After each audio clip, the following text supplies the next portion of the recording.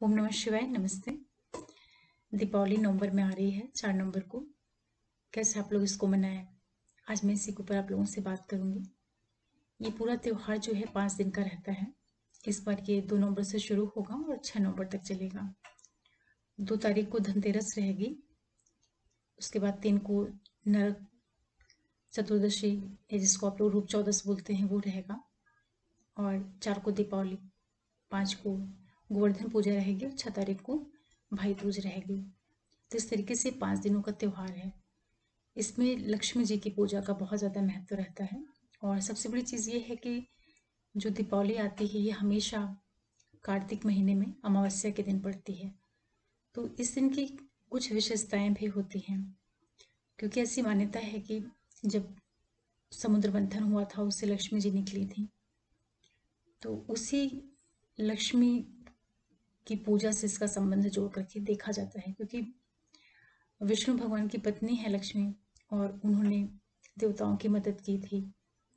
तो जो अमावस्या की रात होती है उस दिन लक्ष्मी पूजा का विशेष महत्व होता है, और ये 2 तारीख को धनतेरस शुरू होगी, तो वहाँ से इस त्योहार का प्रारंभ होता है। तो आप लोग ऐसा करिएगा कि दीपावली के दिन तो जो आप पूजा करते हैं उसको आप करिए ही, लेकिन धनतेरस के दिन से इसकी शुरुआत करिए। और कोशिश करिए कि जब आप धनतेरस की पूजा कर रहे हैं शाम के टाइम पे, तो उसको भी आप प्रदोष काल में करिए। प्रदोष काल के बाद का जो टाइम पीरियड होता है, जब सूरज भगवान अस्त हो जाते हैं, उसके बाद का जो ठीक समय होता है वहाँ पे आप पूजा कर सकते हैं।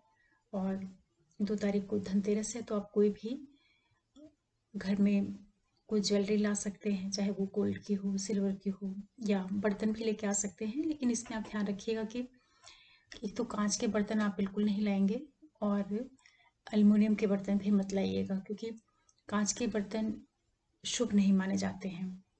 कांच जो है वो शनि को भी कहीं ना कहीं इंडिकेट करता है, तो और टूटने की भी उसकी संभावना होती है। और धनतेरस का संबंध लक्ष्मी से होता है, इस वजह से ऐसी चीज़ें आप अपने घर में लेके आइए जो हमेशा अस्थायी रूप से आपके पास रहें। तो बर्तन जो होते हैं वो भी काफ़ी टाइम तक चलते हैं, और जो गोल्ड सिल्वर है ये भी बहुत समय तक रहता है। इसीलिए चांदी या सोना या बर्तन आप खरीद सकते हैं अपने आर्थिक स्थिति के अनुसार। उसकी ला करके पूजा करिए शाम के टाइम पे, और दिए भी जलाइए। ये सारी चीज़ें आप प्रदोष काल में ही करिएगा। प्रदोष काल के टाइम पे जो स्थिर लगन होगी वहाँ पे आप पूजा कर सकते हैं। फिर 3 तारीख को धनतेरस के जस्ट बाद वाला जो दिन रहेगा वो रूप चौदस का रहता है। उस दिन धनवंतरी जो वैद्य हैं उनका संबंध है धनतेरस से, और ये भी पैसों से संबंध रखते हैं, अच्छे स्वास्थ्य से संबंध रखते हैं। तो जो रूप चौदस का दिन होता है उस दिन भी दिए जलाए जाते हैं, जिसको हम लोग नरक चतुर्दशी बोलते हैं। तो उस दिन आप 13 दिए जलाइए शाम को प्रदोष काल में, और दक्षिण दिशा की ओर जरूर आप एक बड़ा दीपक रखिए यम के नाम से, क्योंकि यम जो है वो शनि भगवान के भाई हैं। तो ऐसी मान्यता है कि जब नरक चतुर्दशी को, रूप चौदस को दिए जलाए जाते हैं, तो अकाल मृत्यु या जो शारीरिक व्याधियां पीड़ा होती हैं उससे काफ़ी लाभ होता है। इसके बाद 4 तारीख को दीपावली रहेगी, तो उस दिन भी आप लोग शाम के टाइम पे प्रदोष काल में अपने घर में लक्ष्मी पूजन कर सकते हैं, या जिन लोगों का शॉप है, कोई भी उनका प्रतिष्ठान है, वहाँ पे जाकर के पूजा पाठ कर सकते हैं। उसकी भी तैयारी आप प्रदोष काल में ही करिए। सूर्यास्त के जस्ट बाद का जो टाइम पीरियड होता है वहाँ पे आप पूजा की शुरुआत कर सकते हैं, उसकी सारी तैयारियां कर सकते हैं। और उसके जस्ट बाद जो स्थिर लगन आएगी वहाँ पर आप लक्ष्मी जी की पूजा कर सकते हैं।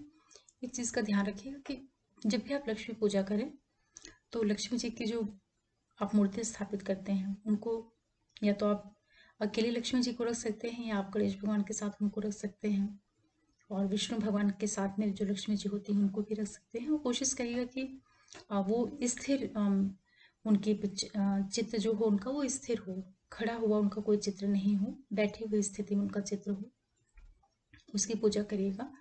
और उस दिन आप चाहें तो व्रत भी कर सकते हैं, और सारी जो पूजा की विधि होगी वो सामान्य तौर से जैसे आप करते हैं, जो भी आपके फल मिष्ठान ये सारी चीज़ें होती हैं उन चीज़ों की आप पूजा करिए।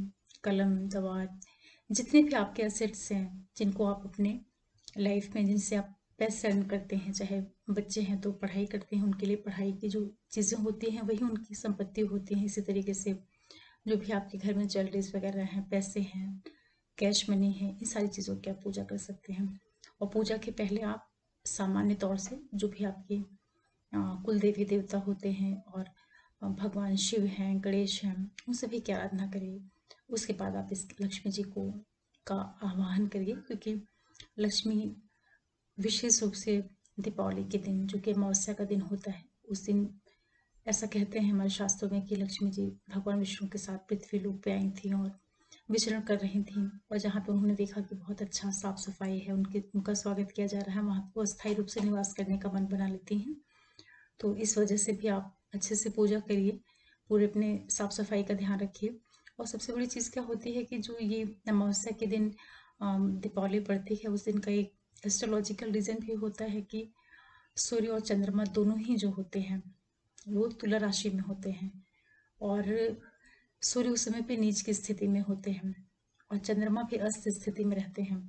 तो दोनों ही जो आत्मा और मन के कारक ग्रह हैं वो बहुत कमजोर स्थिति में होते हैं, लेकिन एक बहुत अच्छा योग निर्मित करते हैं जिसको लक्ष्मी योग कहते हैं। इसीलिए कई बार अमावस्या के दिन पैदा हो जो व्यक्ति होता है काफ़ी धनवान भी होता है। और अमावस्या में इसी वजह से लक्ष्मी जी की उपासना की जाती है। तो ये बहुत समझने वाली चीज़ है। तो आप लोग लक्ष्मी पूजा कर सकते हैं, और जो भी है आपके सामर्थ्य के अनुसार आप उनकी पूजा करिए, आराधना करिए, लक्ष्मी जी के मंत्रों का जाप करिए, और दिए वगैरह आप लगा सकते हैं, उसे लगाते हैं। सारे एसेट्स की पूजा करिए। और दीपावली के जस्ट बाद वाला जो दिन होता है वो गोवर्धन पूजा का रहता है। तो पहले तो गाय जो होती थी और जो पशु वगैरह होते थे वो भी हम लोगों के धन ही होते थे, तो उनकी भी पूजा का महत्व होता था। अब वो सारी चीज़ें नहीं हैं, तो आप जो भी आपके पास चीज़ें हैं, चाहे आती हैं गाय वगैरह, आप उनकी पूजा कर सकते हैं, या सिंबॉलिक तौर पे आप उनको याद कर सकते हैं, उनकी पूजा कर सकते हैं।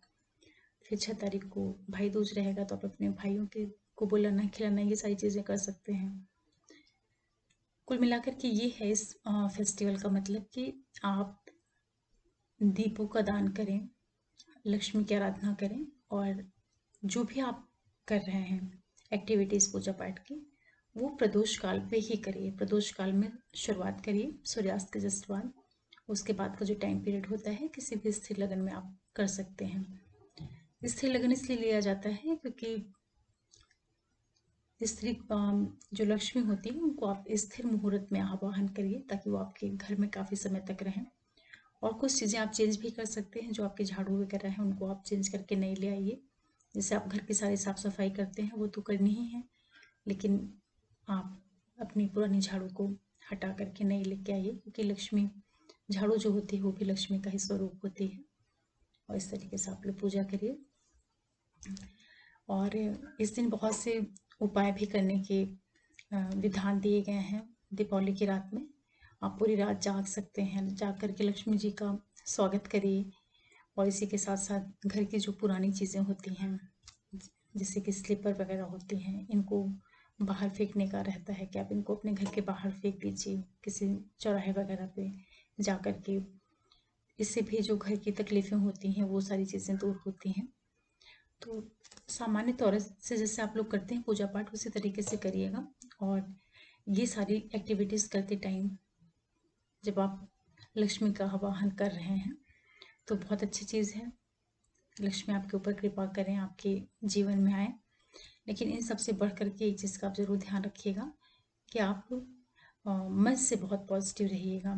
ये सारी एक्टिविटीज़ करते समय भी आप अपने आप को मेंटली बहुत पॉजिटिव रखिएगा, क्योंकि जो लक्ष्मी का संबंध है वो केवल बाह्य तौर से जब हम पूजा पाठ करते हैं केवल उससे नहीं मतलब होता है।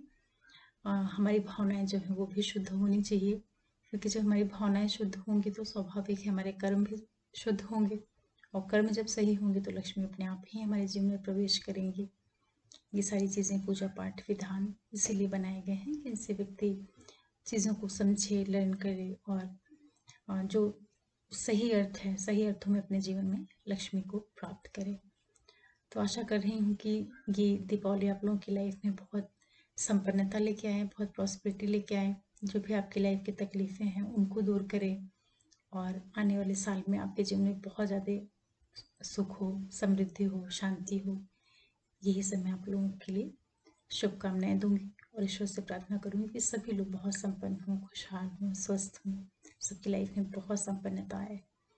इन्हीं शुभकामनाओं के साथ आप लोगों से फिर मिलते हैं।